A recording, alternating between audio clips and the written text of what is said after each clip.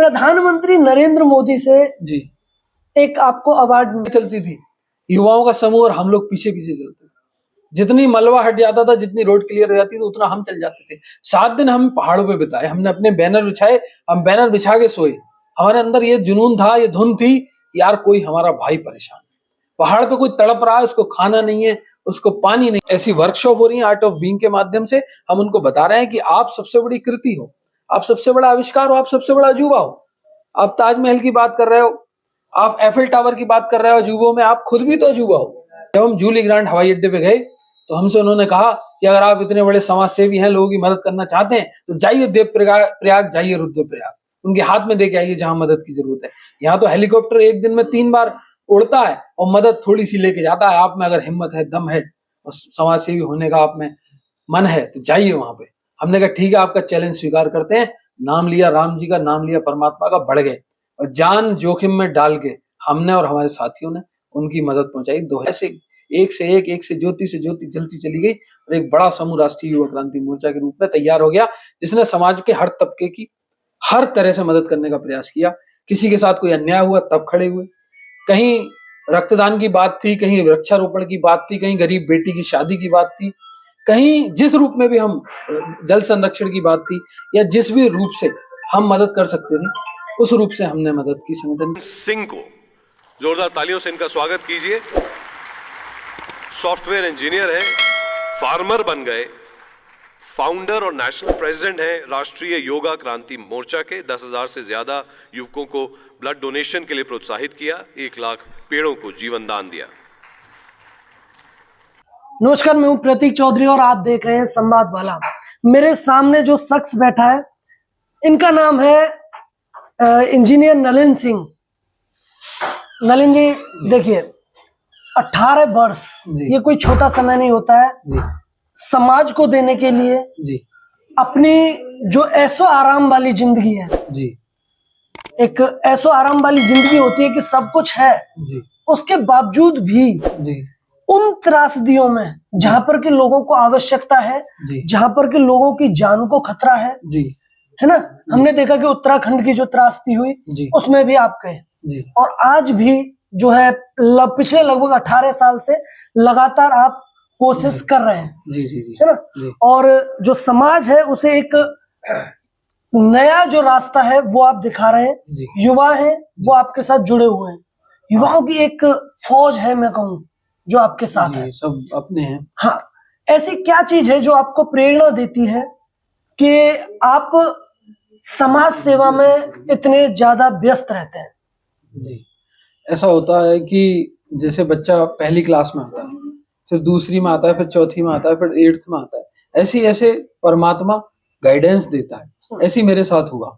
जब मैंने शुरुआत की तो मैंने भगत सिंह को पढ़ा, विवेकानंद जी को पढ़ा, और मैंने अपने पिताजी को देखा। उन्होंने भारतीय किसान यूनियन के लिए 35 साल कार्य किए। पहला मोटिवेशन मुझे घर से मिला, किताबों से मिला, भगत सिंह, चंद्रशेखर आजाद, सुभाष चंद्र बोस, इनसे मिला। और उसके बाद मोटिवेशन का जो अगला चैनल आया, उसमें सदगुरु नारायण जी महाराज, एक बहुत बड़े संत, रामेश्वरी धारा के, उन्होंने जो दिया, और आचार्य रामनिवास जी महाराज, 2 मेरे जीवन में ऐसे व्यक्तित्व आए जिन्होंने मुझे आमूल चूल बदल दिया, पूरा बदल दिया। संपूर्ण जो मेरे अंदर कमियां थी उनको दूर करके, और अब अगर प्रेरणा की बात हम करें तो मैंने ये देखा कि समाज में अगर किसी को तकलीफ है और आप उसकी वाकई काम करना चाहते हो, तो उसको जागरूक करो, उसको अवेयर करो। अगर वो परेशान है तो उसकी परेशानी को मरहम दीजिए। और क्योंकि मर्म और मरहम 2 चीजें हैं। मर्म का मतलब कि अगर कोई तकलीफ में है तो उसको थोड़ा मर्म लगा दो, मरहम लगा दो, और उसे मर्म को समझो, उसकी तकलीफ है क्या वास्तव में। पहले हम क्या करते थे कि हम बात को, उसकी परेशानी को समझते थे, मरहम लगाते थे, उसके मर्म को नहीं जानते थे। आज हमें मर्म सिखा दिया संतों ने, तो आज हम उसके मर्म को समझते हैं और उसके हिसाब से उसके लिए खड़े हो जाते हैं।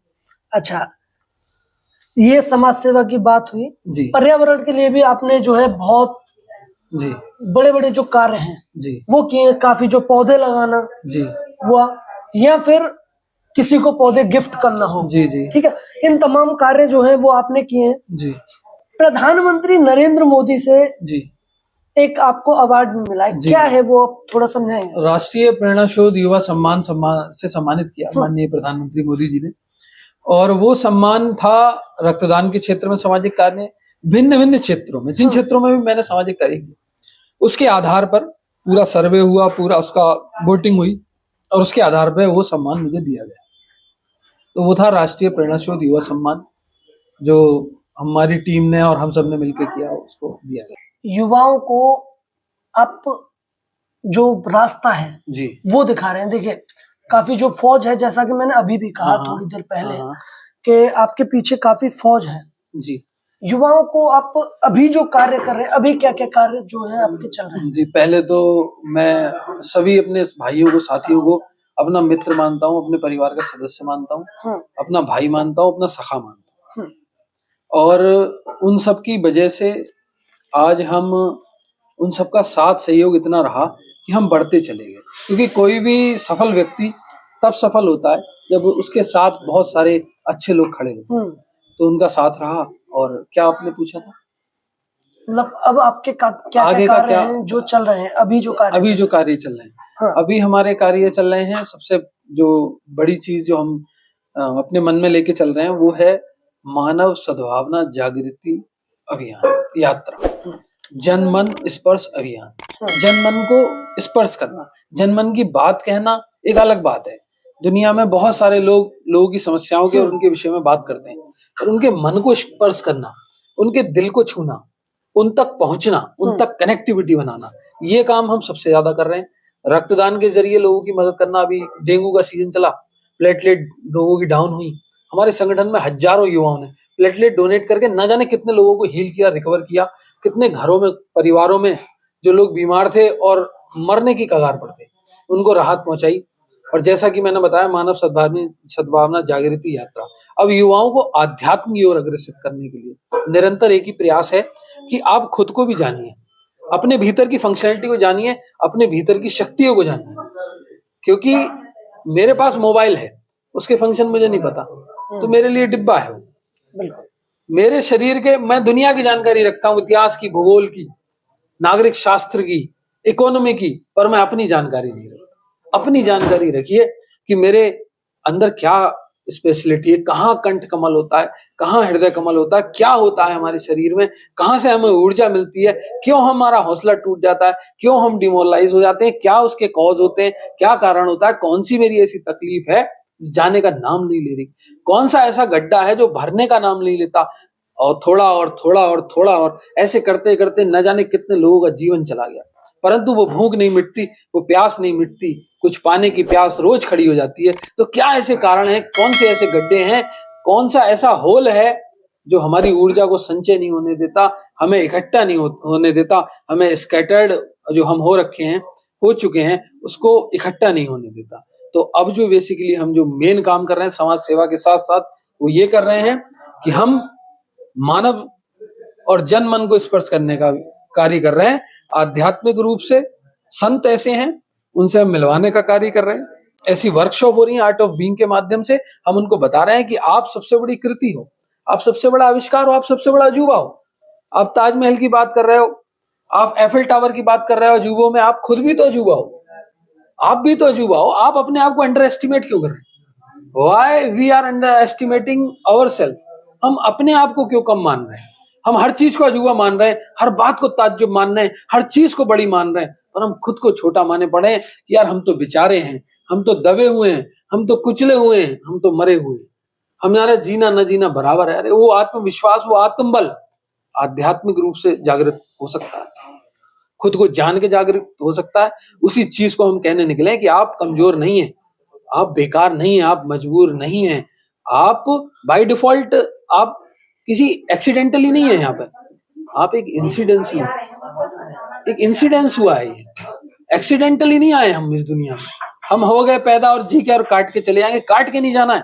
एक शौर्य के साथ जीना है, एक पराक्रम के साथ जीना है, और एक पराकाष्ठा के साथ जीना है, और ये दिखा के जीना है कि जीना इसको कहते हैं। हिंदुस्तानी जीना जानता है, हिंदुस्तानी जीना जानता है, और वो ये दिखाना भी जानता है कि कैसे जिया जाता है।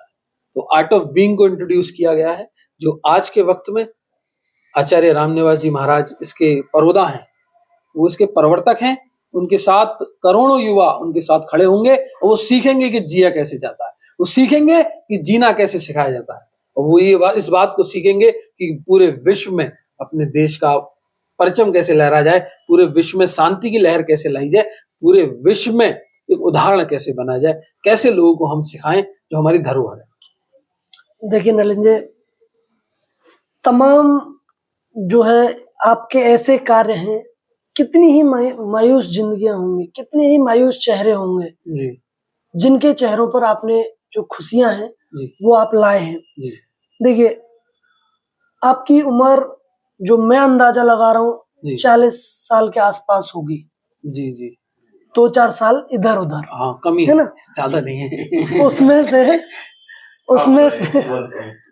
से 18 साल समाज सेवा में देना एक बहुत बड़ा जो कार्य है। जी, जी, जी, ये कहीं ना कहीं अगर जब हम शुरुआत करते हैं, जी, जी, हम अपने जो पेरेंट्स होते हैं, जी, चलिए आपके पेरेंट्स ने आपका साथ दिया, जी, लेकिन काफी जो लोग हैं जो समाज सेवा करना चाहते हैं, जी, उनके जो पेरेंट्स होते हैं उनकी नजरों में विलन होते हैं। जी, जी, जी, इसमें कोई दो राय नहीं है। हाँ हाँ मैं है ना? समझ गया। कि कोई भी पेरेंट्स नहीं चाहता है, हर कोई ये कहता है कि अरे देखो सही कर क्या रहा है ना। देखिए सबको जैसे प्रधानमंत्री तो नहीं बन उन सकते। लोगों को आप क्या कहेंगे? मैं अपने आपके जवाब पे आ रहा हूँ। हाँ। आपके सवाल से अपने जवाब पे आ रहा हूँ जी। देखिए हर व्यक्ति अगर ये सोचे मैं प्रधानमंत्री बन जाऊँ, मैं मुख्यमंत्री बन जाऊँ, मैं ये बन जाऊँ, मैं बन जाऊँ, सब नहीं बन सकते ना। प्रधानमंत्री एक ही बना जाएगा, मुख्यमंत्री भी एक बनेगा, ठीक है।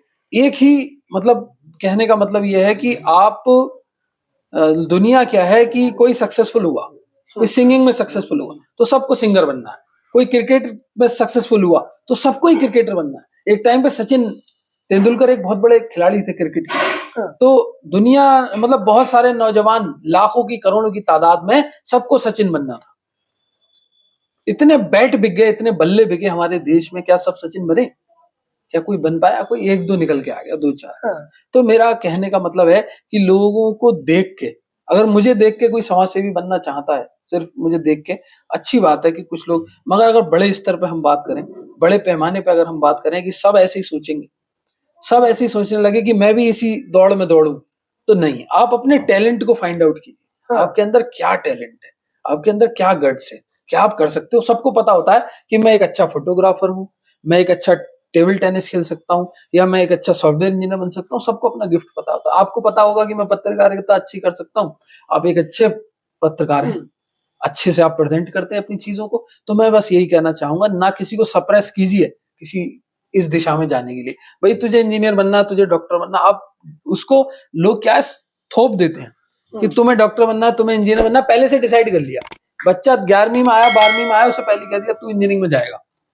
अब उसके अंदर प्रेशर आ गया, वो इंजीनियरिंग का उसका टैलेंट है नहीं है, उसका मन है नहीं है, उसकी सोल अलाउ कर रही है कि नहीं कर रही है, उसकी आत्मा गवाही दे रही है कि नहीं दे रही है, उसका दिल गवाही दे रहा है कि नहीं दे रहा है, उसका दिल नहीं कर रहा है इंजीनियर बनने का, डॉक्टर बनने का, तो जबरदस्ती क्यों बनाया जाए उसको? हमारे जी, मैं अभी पूरा नहीं हुआ, मैं बस इतना कहना चाहूंगा कि अपने टैलेंट का सबको पता होता है, और हमारे माँ बाप को भी पता होता है कि हमारा बच्चा किस ओर जाना चाह रहा है, बस उसको उसी ओर लेके जाओ। और जरूरी नहीं है कि सब नलिन सिंह बने, जरूरी नहीं है कि सब प्रतीक बने, जरूरी नहीं है सब हमारे विशाल जी जैसे बने, या हमारे और मतलब सबका अपना अपना गिफ्ट है, अपना अपना टैलेंट है। मेरे हिसाब से तो उस पर चलना चाहिए। आप जिस फील्ड में भी जाओ उसमें पराकाष्ठा को छुओ, अपने आप को एनहांस करो। आपकी एक संस्था है जी, RY क्या है, राष्ट्रीय युवा क्रांति मोर्चा। हाँ, क्या करती है वो?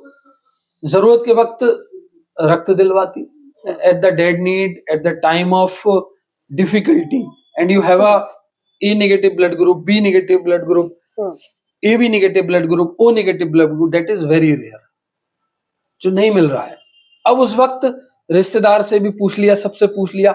सामान्यतः लोगों का छोटा सा सर्किल होता है, वो अपने सर्किल में पूछते हैं भाई ये ब्लड है क्या, वो कहते हैं नहीं इसका नहीं है, और चेक करा लिया मानो 20 लोगों का, 40 लोगों का, नहीं मिल रहा है। अब खून के बदले तो खून ही चढ़ता है, रक्त का कोई विकल्प नहीं है कि कहीं से बना लो, भाई किसी नेता की सिफारिश से कहीं से ले आए, या कैसे कोई कहीं से फोन करा लें, ये करा लें, ऐसे भी नहीं होता। ये खून शरीर से शरीर में जाता है। चूंकि हमने समाज में काम किया तो हमें पता चल गया कि विशाल भाई का O नेगेटिव है, प्रतीक भाई का B नेगेटिव है, राणा जी का AB नेगेटिव है। तो हमें पता, इनका नंबर हमारे पास है, किसी को जरूरत पड़ी तो हमने इनको फोन किया, भाई ऐसे ऐसे डिलीवरी का पेशेंट है, महिला है, प्रसव पीड़ा से तड़प रही है, तुम पहुंचो। ये पहुंचे, उन्होंने उसको रक्त दिया, उसकी डिलीवरी हुई, वो बच गई। किसी को डेंगू हुआ, किसी को कुछ हुआ, इस तरीके से मदद होती गई रक्त की। और इस तरीके से बढ़ते बढ़ते हमने उसको प्रेजेंट भी किया, हमने दिखाया ये भाई ने अच्छा काम किया, समाज ने सराहा। एक व्यक्ति ने देखा, अरे वाह, रक्तदान किया, इसने मदद की, इसकी बड़ी तारीफ हो रही है, उसको मोटिवेशन मिला, बोले मैं भी करूंगा। दूसरे को भी मोटिवेशन मिला, तीसरे को मोटिवेशन मिला, ऐसे एक से ज्योति जलती चली गई। और एक बड़ा समूह राष्ट्रीय युवा क्रांति मोर्चा के रूप में तैयार हो गया, जिसने समाज के हर तबके की हर तरह से मदद करने का प्रयास किया। किसी के साथ कोई अन्याय हुआ तब खड़े हुए, कहीं रक्तदान की बात थी, कहीं वृक्षारोपण की बात थी, कहीं गरीब बेटी की शादी की बात थी, कहीं जिस रूप में भी हम जल संरक्षण की बात थी, या जिस भी रूप से हम मदद कर सकते थे उस रूप से हमने मदद की संगठन की। और मैं समझता हूँ केदारनाथ में जो त्रासदी आई 2013 में, तो हम मदद लेके गए हम, और बहुत बड़ा, मतलब जितना हम सामान लेके जा सकते थे, 4-4.5 लाख रुपए की मदद हम उनके हाथ में देके आए। जहां जरूरत थी, जेसीबी आगे आगे चलती थी, युवाओं का समूह और हम लोग पीछे पीछे चलते थे। जितनी मलबा हट जाता था, जितनी रोड क्लियर हो जाती थी, उतना हम चल जाते थे। 7 दिन हम पहाड़ों पे बिताए, हमने अपने बैनर बिछाए, हम बैनर बिछा के सोए। हमारे अंदर ये जुनून था, ये धुन थी, यार कोई हमारा भाई परेशान, पहाड़ पे कोई तड़प रहा है, उसको खाना नहीं है, उसको पानी नहीं है। क्योंकि पानी क्या था, पानी का मतलब पानी बहुत था, मगर वो सैलाब बन चुका था, वो जहरीला पानी हो गया था, उसमें लाशें बह रही थी उस समय। तो ना पानी था, ना खाने को था। उनकी तड़प हमसे देखी नहीं गई। जब हम जूली ग्रांट हवाई अड्डे पे गए तो हमसे उन्होंने कहा कि अगर आप इतने बड़े समाज सेवी हैं, लोगों की मदद करना चाहते हैं, तो जाइए देवप्रयाग, जाइए रुद्रप्रयाग, उनके हाथ में देके आइए जहां मदद की जरूरत है। यहाँ तो हेलीकॉप्टर एक दिन में 3 बार उड़ता है और मदद थोड़ी सी लेके जाता है। आप में अगर हिम्मत है, दम है और समाज सेवी होने का आप में मन है तो जाइए वहां पे। हमने कहा ठीक है, आपका चैलेंज स्वीकार करते हैं। नाम लिया राम जी का, नाम लिया परमात्मा का, बढ़ गए और जान जोखिम में डाल के हमने और हमारे साथियों ने उनकी मदद पहुंचाई 2013 में। ये वो समय था, 10 साल हो गए इस बात को। आज मैंने भी अपने भीतर बहुत से परिवर्तन पाए और ये संगठन निरंतर अपग्रेड हो रहा है। जैसे कोई वर्जन आता है 1.0, 2.0, 3.0, 4.0, ये अपडेट होता जा रहा है। संतों की कृपा है, ऐसी कृपा है परमात्मा की, ये अपडेट हो रहा है और अपडेट होते होते होते होते ये ऐसी मिसाल पेश करेगा और पूरे वर्ल्ड में ये संगठन जाएगा, पूरे वर्ल्ड के लोगों को ये प्रभावित करेगा, उनको अट्रैक्ट करेगा। क्योंकि इसके अंदर वो फंक्शनलिटी, वो काम, वो चीजें वो आ चुकी हैं, जो दिख रही हैं लोगों को। मेरे कहने से महज मैं कहूं और मैंने किया ना हो तो वो अलग झलक जाता है, कहना और करना अलग है। हमने अगर कहा तो हमने किया भी, और आज परिणाम आपके सामने कि राष्ट्रीय युवा क्रांति मोर्चा एक बहुत सशक्त संगठन युवाओं का, जो सुसज्जित है राष्ट्र प्रेम से, जो सुसज्जित है आपसी भाईचारे से, जो सुसज्जित है एक दूसरे की परेशानी में उनका साथ खड़े होने से। चलिए मिलन जी, इसी तरीके से जो आप सेवा है, जो सेवा का भाव है आपके अंदर है और आपका जो संगठन है जी, पूरी दुनिया में फैले। जी धन्यवाद। एक एक जिसे जिसे जरूरत है उस एक एक इंसान तक जी जो मदद है वो आप पहुंचाएं। जी, इन्हीं शुभकामनाओं के साथ बहुत बहुत धन्यवाद। बहुत धन्यवाद आपका।